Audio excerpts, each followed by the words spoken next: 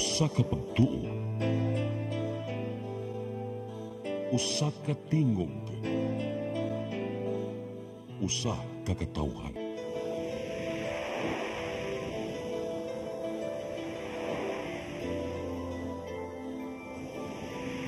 Cebu Catholic Television Network.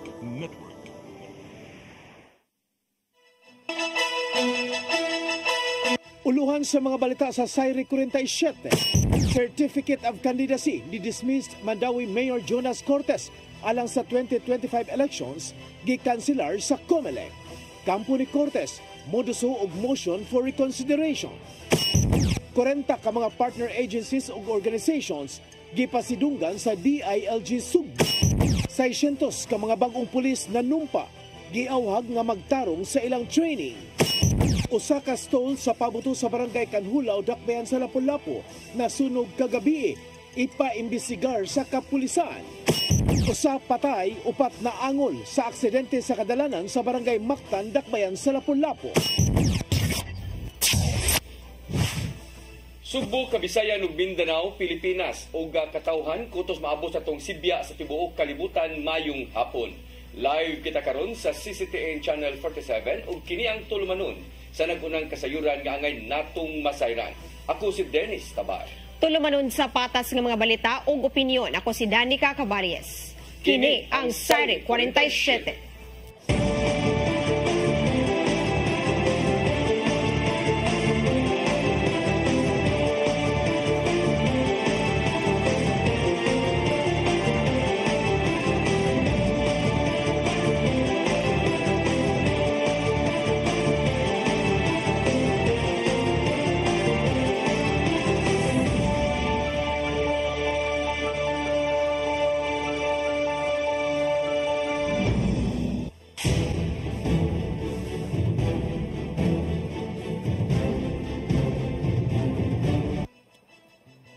O karon sa kumpletong detalye sa atong mga balita, Commission on Elections Second Division mikansilar sa Certificate of Candidacy ni dismiss Mandawi Mayor Jonas Cortes alang sa umaabot nga 2025 midterm elections.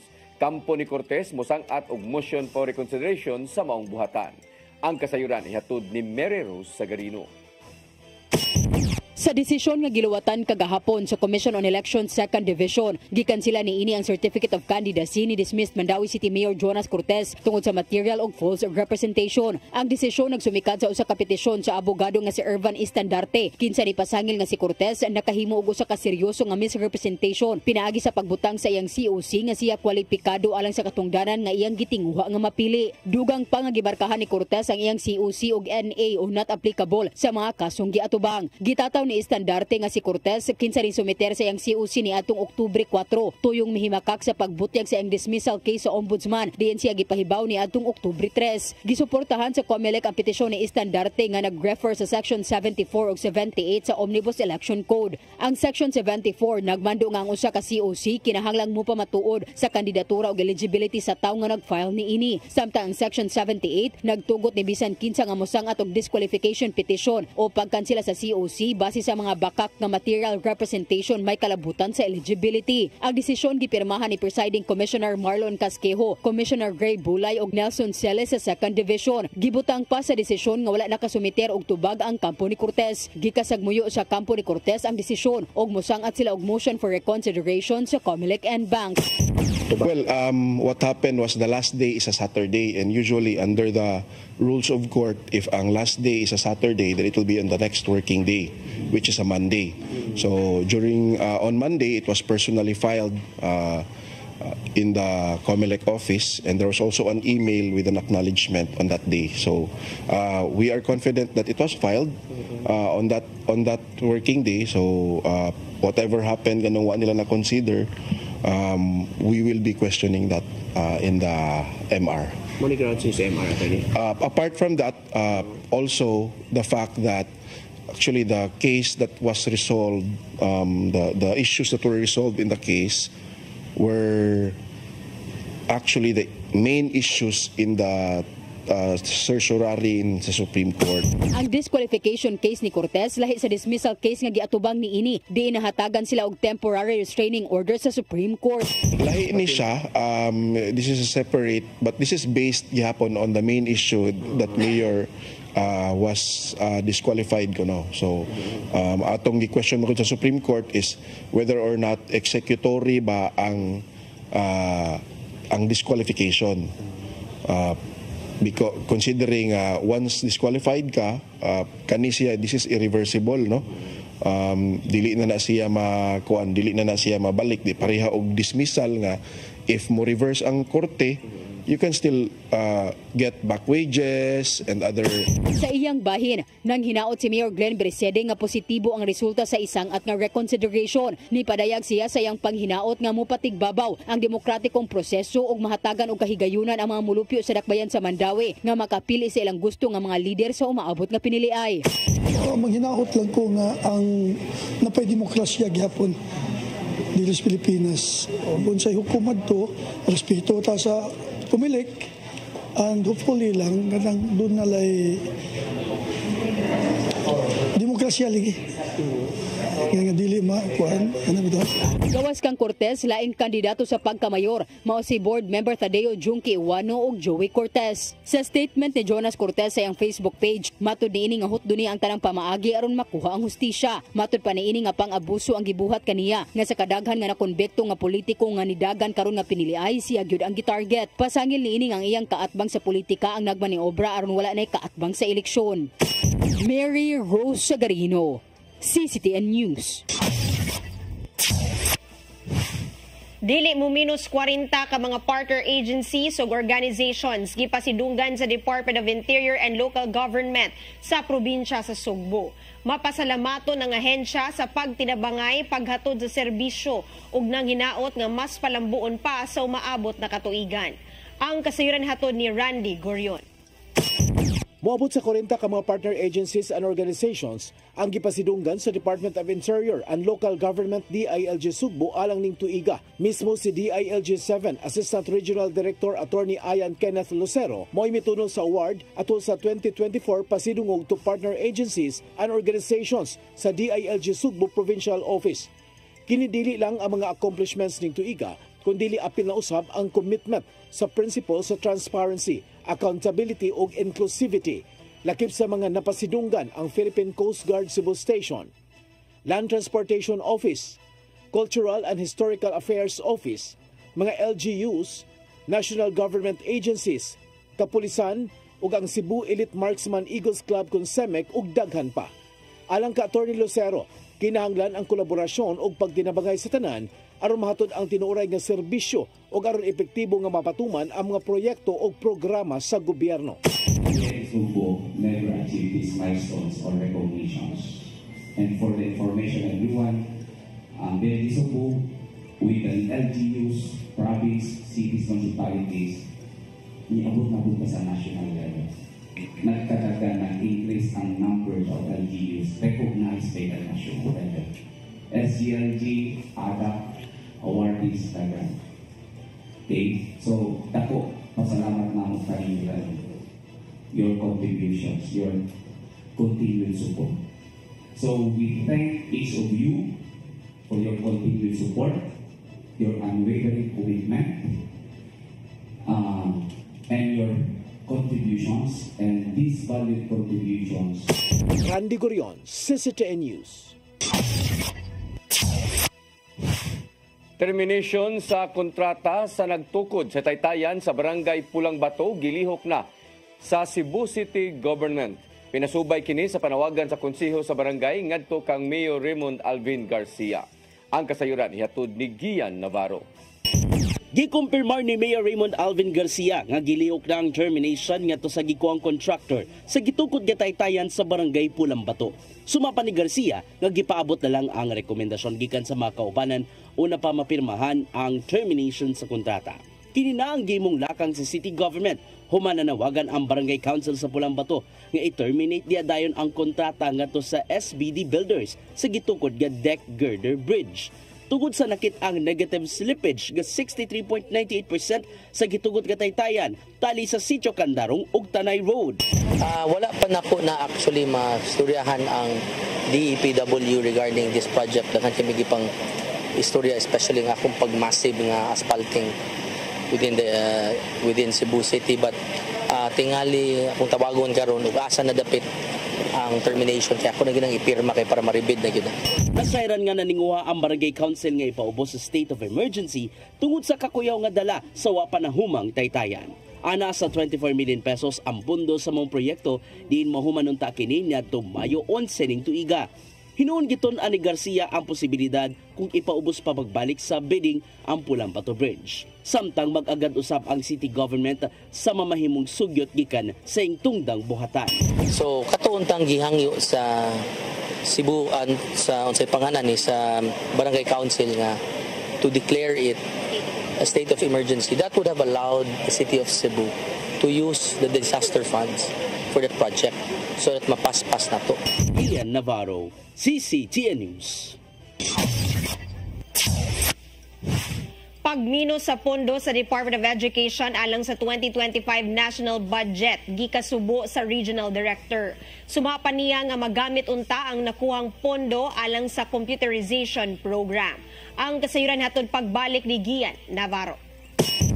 Gikasubo mismo sa Department of Education 7 pinagi ni Regional Director Celestiano Jimenez ang pagmenos sa budget sa ahensya sunod tuig. Ubos sa napirmahang bicameral report, anaan na lang sa 727 billion pesos ang gitugutang budget sa DepEd karong 2025. Nakuan kini og 12 billion pesos gikan sige pangayong kapin 748 billion pesos ka pundo.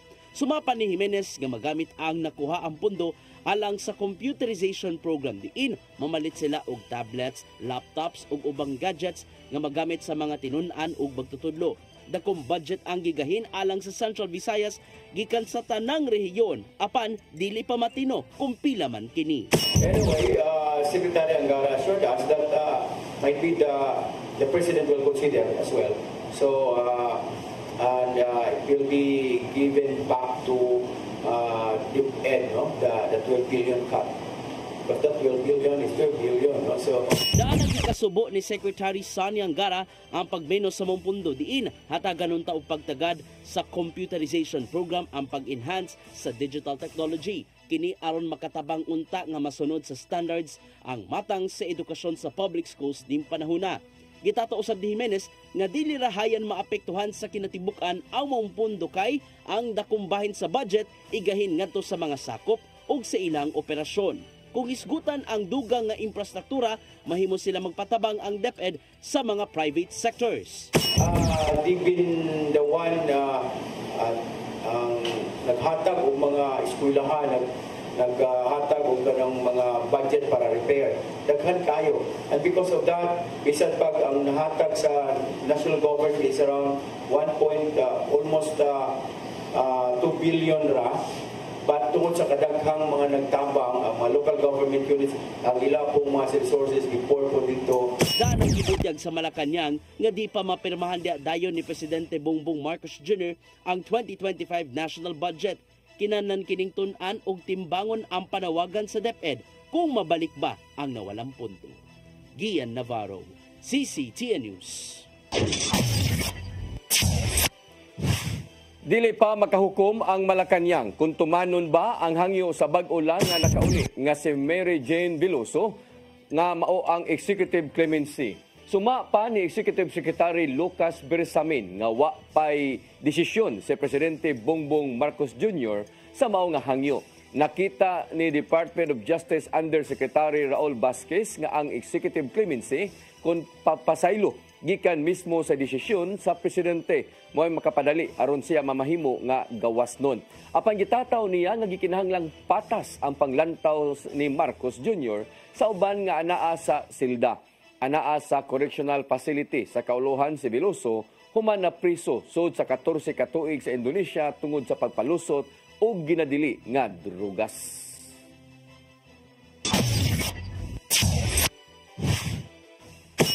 Mosunod, 600 ka mga bagong pulis na numpa, giawhag nga magtarong sa ilang training. Kana og daghan pa mga balita sa pagbalik sa Sayri 47.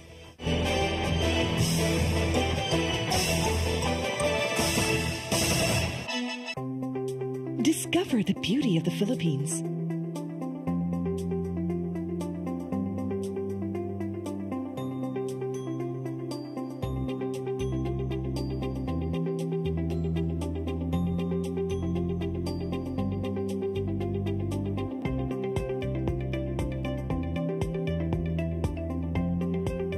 With Philippine Airlines, the country's flag carrier.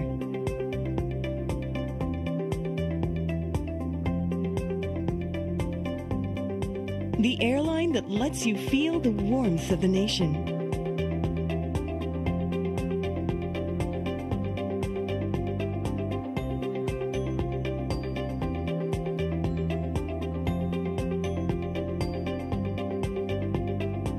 Mabuhay!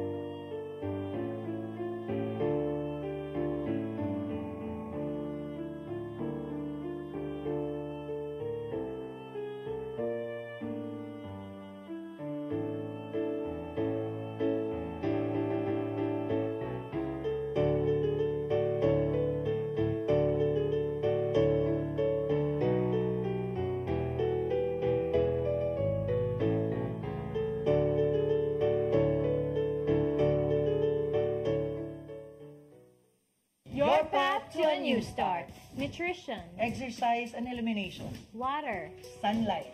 Temperance. Air. Rest and recreation. And most of all, Trust in God. Learn from our doctors. Be blessed by the testimonies of our overcomers. Ang inyong programa, Alam sa may sakit, walay sakit, ug dili ganahan magkasakit. OzoneMed Wellness Clinic New Start. Mapapanood every Saturday, 8 to 9 a.m. Og ang replay airing matag Miyerkules, 1:00 hangtod 2:00 sa hapon. Dinhilang sa CCTN Channel 47. New Start, OzoneMed Health and Wellness Talk.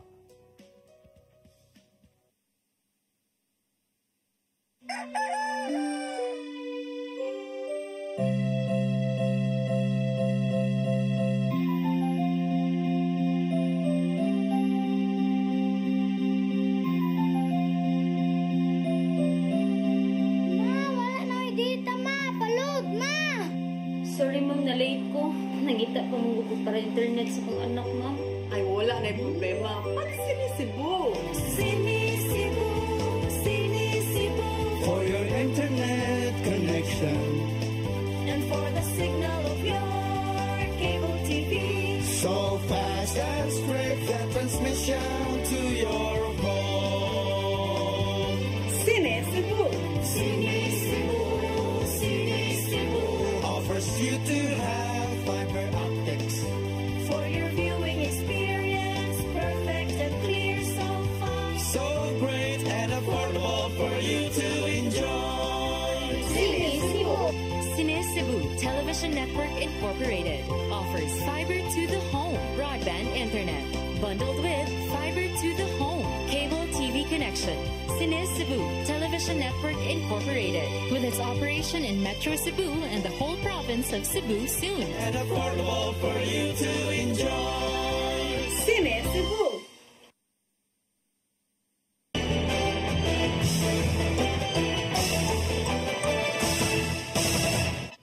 Moabot sa 600 ka mga bag-ong appointed nga mga patrolman o patrolwoman nga nanumpa atol sa regular and attrition recruitment program sa Regional Training Center sa Barangay Hugan, lungsod sa Konsolasyon, kaganinang buntag. Pangulo sa Directorate for Personnel and Record Management sa Camp Crami, mimando sa mga bag-ong pulis nga magtinarong sa ilang training.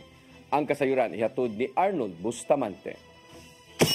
Formal na nga nanumpa ang 600 ka mga bagong appointed nga mga police patrolman o patrolwoman nga naglangkob sa 488 ka mga lalaki o 112 ka mga babae nga mopaubos sa subsub nga training sa Regional Training Center 7 sa Barangay Hugan sa lungsod sa Konsolasyon. Ang officer in charge sa Directorate for Personnel and Records Management sa Campo Crame nga si Police Brigadier General Constancio Cinayog Jr. ang personal nga mipanumpa sa mga police recruit. Mato ni General Cinayog nga ang 600 ka mga bagong appointed nga mga police officers mo'y nabilin sa gipanghashasan sa tanan nga mga nag-apply nga mahimong pulis nga nagpasabot nga sila ang napili nga labing maayo lumika kay lisod ang pagsunod sa serbisyo sa kapulisan. Tungod ni ang awhag sa mga bagong pulis nga sundon kun unsa aga sa batakang balaod sanglit ang ilang status sa pagkakaron napa sila sa temporary ug mamahimo pa sila nga matangtang diha-dayon kung makahimog daotan. Ang buhay nila ngayon from here on ay will be dedicated sa public service. So sumunod palagi sila sa utos ng pamahalaan natin, huwag may involved sa anumang kalokohan kasi ang trabaho ng pulis is to prevent yung mga ganong krimen at saka kalokohan. Di pa ibaw ang general nga human nga nakapanumpa ang mga bagong pulis, magsugod na usab ang pagsweldo kanila sa gobyerno nga magsugod sa 29,000 pesos ug mosaka pa kini og 10% inigabot sa 5 ka tuig. May paabot sa bisya og mensahe sa mga bagong pulis kung hingpit na nga makasulod sa serbisyo, dili sayangan ang oportunidad ang pagsulod sa PNP. Definitely kasi ang starting pay nila is around 29,000. And after 5 years in the service, meron pa silang dagdag na 10% doon sa 29. So malaking bagay yun. Ang nakakita ng ibang trabaho na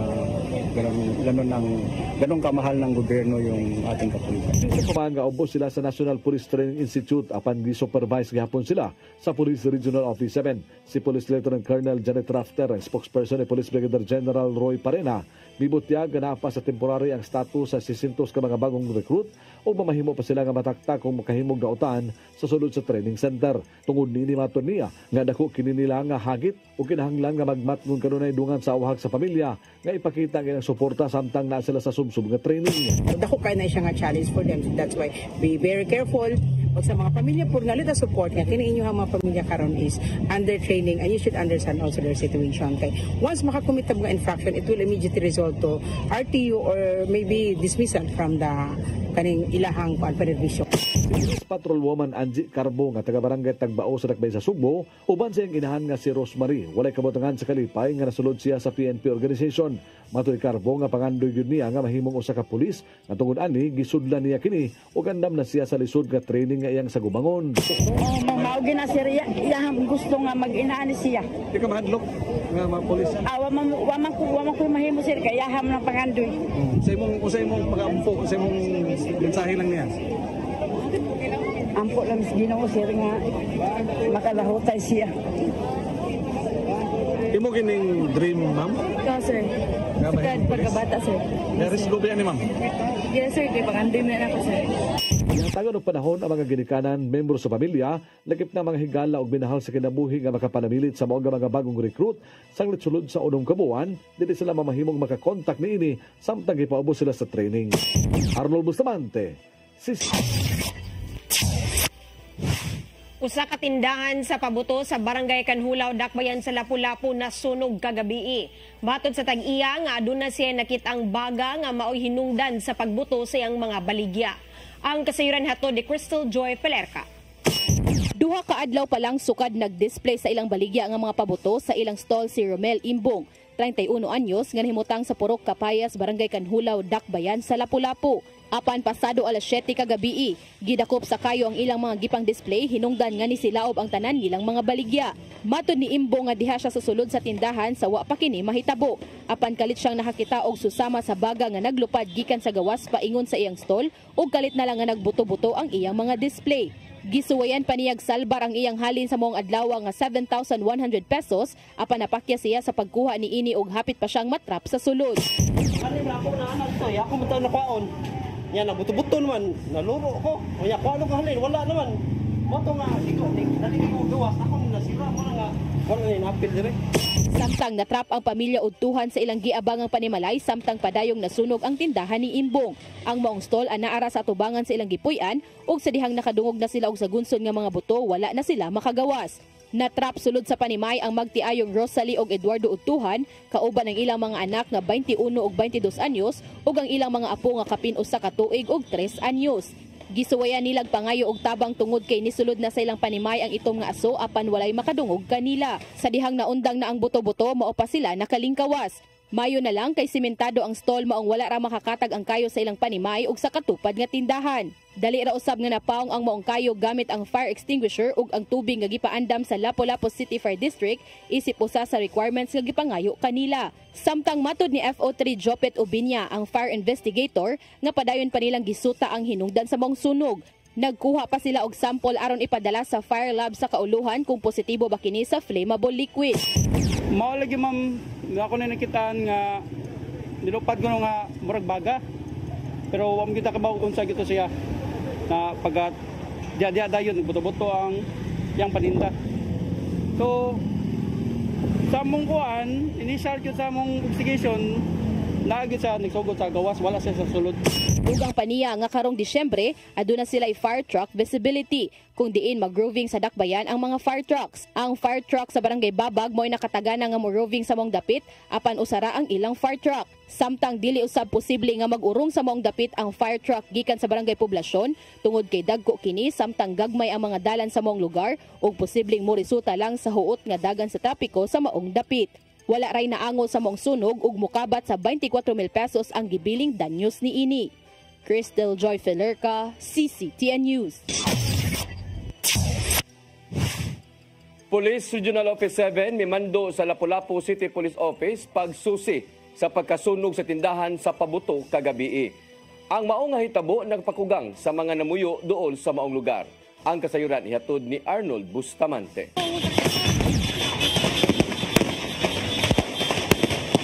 Pinagkaroon ng Police Regional Office 7 kanapanapos sa Police Office kapag lusar ng investigasyon na kanabutan sa nitubong pagkasunog sa usa ka stall nga nanindaog ang mga pabuto sa Barangay Kanhulaw sa mga syudad kagabi. Mato ni Police Lieutenant Colonel Janet Rafter, spokesperson ni Police Brigadier General Roy Parena, nga ang tuyo sa mga investigasyon aron masayran kung sa hinungdan sa pagkasunog sa mga stall sa mga pabuto kung nasunod pa ang mga lagdan. Sa dakong impormasyon, dunay kumpleto nga papeles ang tag-iya sa mga stall kung mituman sila sa guidelines sa Bureau of Fire Protection nga mga hinungdan nga gitagaan sila og permita. Dali hinuon nga napaong ang sunog sulod sa 10 minutos ang pagkapabalaka kini sa mga residente dool sa mga lugar.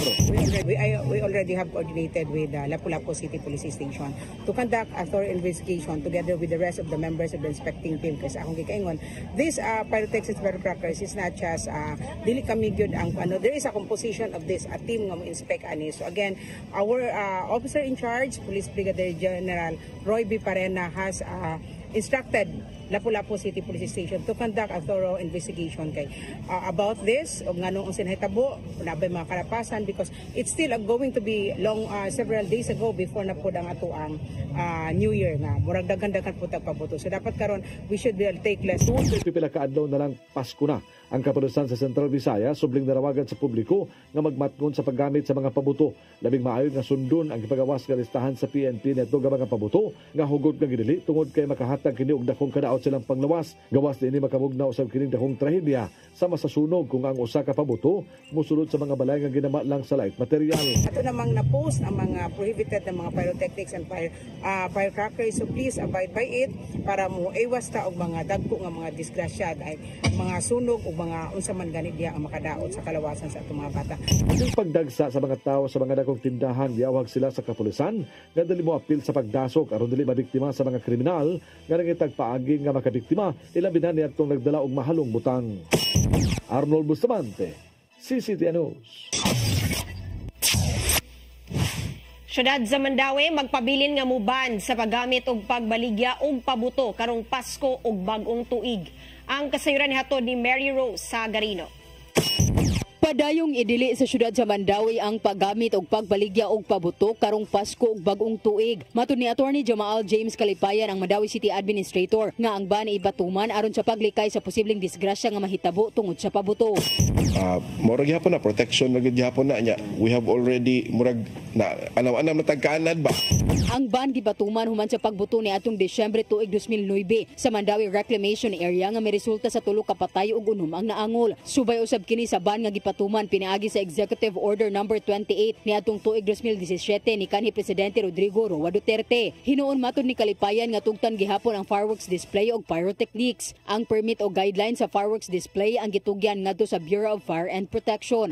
We asked them for the clearance where they kanang sa Bureau of Fire kung asa na sila specifically mo display naagid na kay mo inspect pod ang Bureau of Fire for their own kuan pod kanang guidelines. Giawhag ang mga residente sa pag-report sa Mandawi City Police Office kung adunay makita nga nagbaligya og nagamit og pabuto alang sa tukmang silot. Mary Rose Sagarino, CCTN News. Nag-una ang lungsod sa Konsolasyon sa labing adunahang lungsod sa probinsya sa Sugbo kung isgutan ang kabtangan. Sa 2023 Financial Report sa Commission on Audit, nakakuha ang Konsolasyon og 2.2 bilyones ka pesos nga total assets. Gisundan kini sa lungsod sa Minganilla nga adunay 2.1 billion pesos. Ikatulo ang lungsod sa Balamban nga adunay 1.7 bilyones ka pesos nga total assets. Ikaupat ang lungsod sa Tuburan nga adunay 1.6 bilyones ka pesos.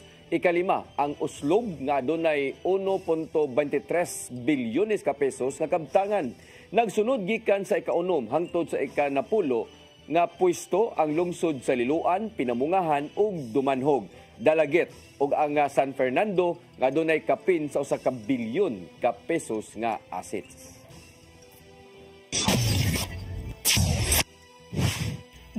Mga nalambigit sa dugong drug war sa Duterte administration adunay buwelta sa Quad Committee sa Kongreso. Sugyot sa mga magbabalaod nga kasuhan ug kalapasan sa crimes against humanity tungod sa pagpangabuso sa katungdanan aron matuman ang agenda. Ang kasayuran hatod ni Gian Navarro. Daling gisumbalikan nilang Senators Ronald Bato de la Rosa o Christopher Bongo ang mga kongresista. Human sila gisugyot sa Quad Committee nga sila kasuhan. Kagabi gibutyag sa House Quad Committee, pinaagi ni Kongresista Robert Ace Barbers sa Surigao del Norte nga kasuhan silang kanhi Presidente Rodrigo Duterte ug ubang mga kaalyado tungod sa dugoong kampanya batok ginadiring drugas kaniadto. Apil sa maong rekomendasyon nga kasuhan silang De La Rosa ug Go, ingon man mga kanhi police officers sama nilang retired General Debold Sinas o retired Colonel Royina Garma. Gilao man ng daan ni De La Rosa ang maong sugyot tungod kay may kalabutan matud pa kini sa pamulitika. Sumapa niya nga kabayn lang sa tinguha sa mga kongresista nga tangtangon sa pwesto si Vice Presidente Sara Duterte. Dugang pa ni De La Rosa, kinsang PNP chief na panahona, nga igo lang matud pa ni tila ang mga kongresista sa kasamtangang administrasyon. Samtang gikatingalahan ni Senador Go, kinsang aide ni Duterte kaniadto, nganong naamong sila sa maong desisyon. Taliwa kini sa nimo pasalig nga matud pa, walay maamong nga ubang personalidad sa investigasyon. Alang ni Go, katawhan na lang ang mag-igo sa mong issue. Andam hinon ang mga senador nga atubangon ang maong investigasyon sa hingtungdang korte. Kini na ang resulta sa serye sa mga hearing sa Quadruple Committee sa Kongreso diin daghang sikreto ang natribukar nganong dugoon ang kampanya batok ginadiling drugas sama na lang sa ganting ihatag ngadto sa masakop sa pulis nga makapatay og drug suspect atol silang operasyon. Daan ang namahayag si kanhi Presidente Duterte atol sa usa sa mga hearing nga andam niyang atubangon ang maong tulubagon ug gipadali niya sa pagpasulod ang International Criminal Court. Gian Navarro, CCTN News. Danau City LGU nanawat na sa gustong mosalmot sa kaduhang Danau City International Ultra Trail karong Marso 2025. Tinguha sa mao nga indigay sa paugnat sa kusog nga mas mapaila pa sa tanan nga kabukiran ang bahin sa ilang barangay. Akong Dakbayan. Ang kasayuran ihatod ni Gian Navarro. Gilusad na sa kagamhanan sa syudad sa Danau ang ikaduhang edisyon sa Danau City International Ultra Trail nga may tabo karong Marso 22 hangtod 23 sunod tuig. Tungod niini, nanawat ng LGU alang sa mga mosalmot sa maumpaugnat sa kusog diin, tistingan ang kalagsik sa pagpanagan ug pagkatkat sa bukirang bahin sa syudad. Nangunay mismo ang LGU sa pagpahigayon sa mong sporting competition uban sa pakigalayon sa Philippine Trail Running Association. Adunay upat ka kategory nga salbutan gikan sa 15 kilometers hangtod 100 kilometers ug adunay Filtra Championship Racer nga 40 kilometers ug 80 kilometers. Sumapa sa mga racing directors nga haom ang 5 ka mga peaks sa international standards, mao mahimong makahupot og official record ang kinsang makadaog niini. Most of the elite runners sa atong national team naanagid sa taas, and we have Andy nga last year's winner nga uldo-uldo lang na maabot dito.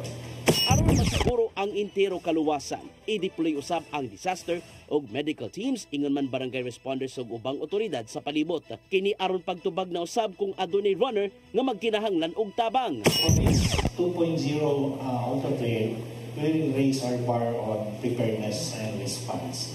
So at present, we are developing our incident action plan, and we will deploying all our resources. We have trained mountain search and rescue teams. We have trained water rescue teams and emergency medical services. Unang video sa damong Indigay na tuong 2023 ug daghan ang nisalmot niini. Sumapa sa City Tourism Chief nilang si Ivy Durano nga niresulta kini sa daghang increase bahin sa pagbisita sa 5 ka mga peaks sa mong syudad. Aside from inviting those tourists, visitors, national or international tourists, what we made sure as our aim is to empower with our communities and to boost the local economy.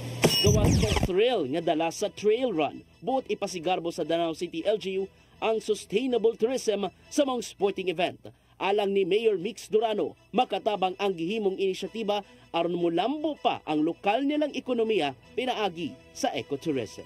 The tourism aspect, we've been diligently showcasing Danau City's unique geographical components and ecological diversity. The city itself is a deity by nature, protected with the beautiful and breathtaking peaks.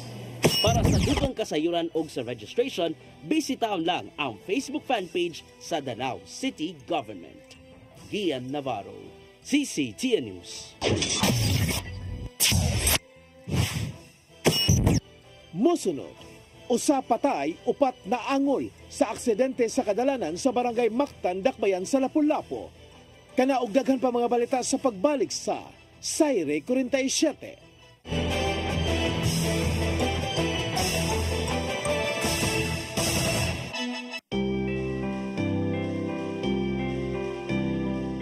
Ang panahon sa Advento nagsugod na.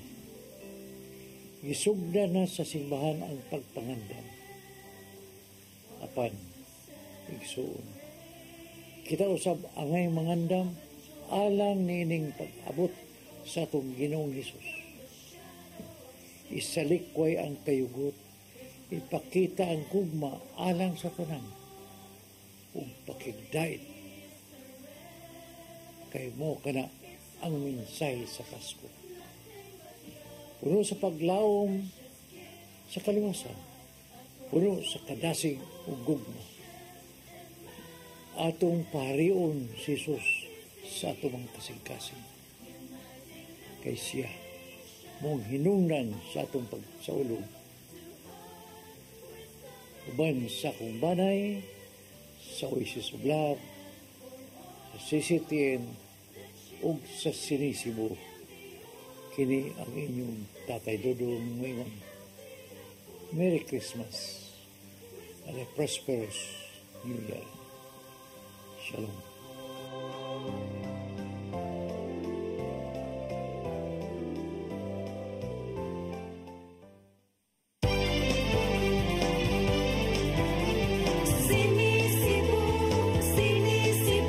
For your internet connection and for the signal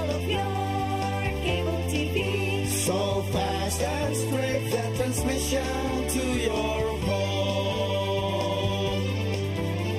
Cine Cebu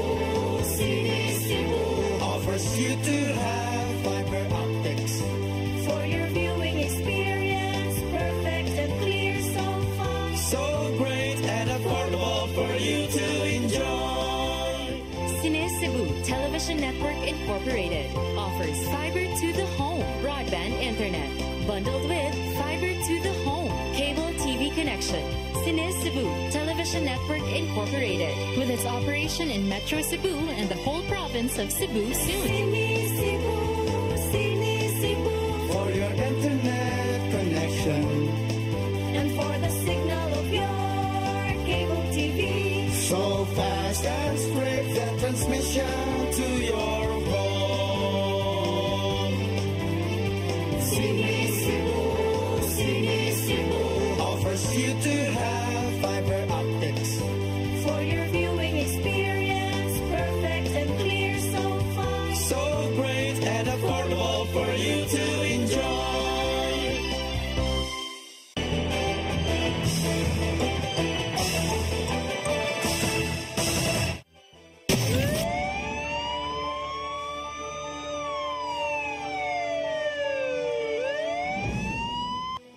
Balik sa ato mga balita, usa ang patay samtang laing upat ang naangol human nadasmagan og sakyanan samtang naglakaw sa kadalanan sa barangay Mactan, Dakbayan sa Lapu-Lapu. Sa pasiunang investigasyon, giingong nakatug ang driver hinungdan nga nadasmagan ang mga babaeng biktima nga pulos riyod kung puro sa usab mga paryente. Ang kasayuran ihatod ni Cristel Joy Filerca. Karong adlaw unta gamiton ang mga gipamalit og padung pangpaliton nga mga gamit ni Emilia Maglente Gulani, 34 anyos, alang sa Christmas party sa iyang 8 ug 11 anyos nga mga anak. Apan wala na kini makatiwas og palit tungod kay nadasmagan siya og sakyanan ni adtong Lunes sa hapon, Disyembre 16 sa ML Quezon Highway suong Barangay Mactan sa Dakbayan sa Lapu-Lapu. Kuyog niya ato sa mong higayon ang iyang igsuon nga si Milomina Maglente Millanes, 52 anyos, nagpuyo sa Kasanta suong Mactan nga hangtod karon wala pa gihapon makabangon tungod sa nasinating kasakit sa lawas. Kuyog usab ang iyang anak ni Milomina nga si Mary Jane Millanes Mahaba, 30 anyos nga karon anaa pa sa Tambalanan. Ana usab ang iyang 10 anyos nga anak ug 4 anyos nga apo nga parehong nakaangkon og samad sa tiil. Gisaysay ni Milomina nga gikan silang nipalit og tsinelas nga masuot sa Christmas party para sa mga anak ni Emilia. Pagkahuman ni hangyo pa kini nga mopalit sila og sanina maong nilakaw sila sa unahan. Apan samtang naglakaw, si Emilia maoy naa sa wahi ug ang sakyan ng nidasmag kanila diha sa ilang likod nagikan hinungdan nga siya maoy nagrabihan. Pero naman ka nang mangod na kan matay karon. Mo na nagwahi. Pero igo dito gitsayahan niya nalagay siya sa kahoy. Rin pagkahuman ako ang naikuan mo to nabalik ko kay ikan banda sa iya napadung sa kuha. Nilaos pagdit sa ikatulong anak na kumautong ako anak. Anong na sa ospital karon gioperahan kay kuan kanang nasud sa ilaw sa sakyanan. May nalang nga daling nawakli ni Milomina ang duha ka mga bata maong mga samadlang sa tiil ang naangko ni ini. Gisuwayan pa pagsalbar si Emilia apan pag-abot sa Tambalanan nakabsan gyud kini og kinabuhi. Samtang ang driver sa sakyanan usa ka Canadian national ug kasamtangang nagpuyo sa La Carlota, Negros City. Sa investigasyon sa kapulisan, nakatug ang maong driver ug sa resulta sa iyong liquor test wala kini makainom. Mato di Police Lieutenant Colonel Christian Torres, ang spokesperson sa Lapu-Lapu City Police Office, nga ang pamilya sa mga biktima una nang nipasaka og kasong reckless imprudence resulting in homicide. Lagi na dahil settle kaya ang ilang mong gikuan sa tagtungod is basin mo larga na yun. Right after nang gidali sa nilang file ang kaso, kaya magwala pa sila nagkasinabot about atong saan na makaya. Dugang paniya nga nakapiyansa na kagahapong adlaw ang nakadasmag ug niabag kini sa mga gastuhonon sa Tambalanan lakip na sa pagpahiluna sa lawas sa namatay. Apan ang pamilya desididong mopasaka og laing kaso batok sa driver. Cristel Joy Filerca, CCTN News.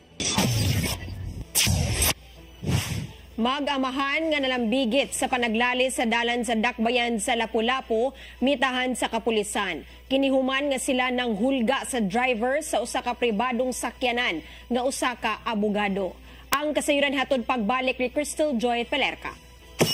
Mitahan ang mag-amahan sa Lapu-Lapu City Police Station 3 human sila malambigit sa incidenteng road rage ni adtong Lunes, Disyembre 16 sa hapon sa suong Barangay Mactan, Dakbayan sa Lapu-Lapu. Matod ni Police Lieutenant Colonel Christian Torres, ang spokesperson sa LCPO, nga ang duha ka mga lalaki nga mga driver sa pampublikong sakyanan nagkainitay tali sa driver sa private vehicle. Kini tungod kay gisita sa driver sa pribadong sakyanan nga usa ka abogado ang amahan nga driver nga dili lang mo-overtake tungod kay huot ang dagan sa trapiko tungod sa disgrasya sa unahan hinungdan nga sila nagkainitay.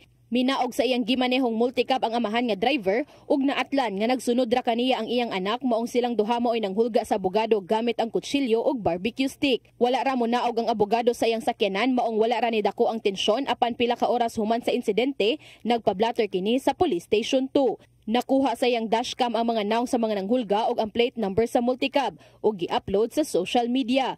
Tungod kay nikatap na kini, hinungdan nga ang mag-amahan ni surrender ngadto sa Station 3. Grave threat ang posibleng atubangong kaso sa duha kung mopadayon sa pagpasaka og kaso ang maong abogado ug posible usab nga bawion ng ilang lisensya sa Land Transportation Office. Crystal Joy Filerca, CCTN News. Mao kadtong naglangkob sa atong mga balita sa Sayre 47, ako si Dennis Tabar. Sa atong Christmas countdown, unom kaadlaw na lang sa dili pa ang Pasko. Ako si Danica Caballes, samtod ugba sa inyong paboritong tulumanon. Sayre 47.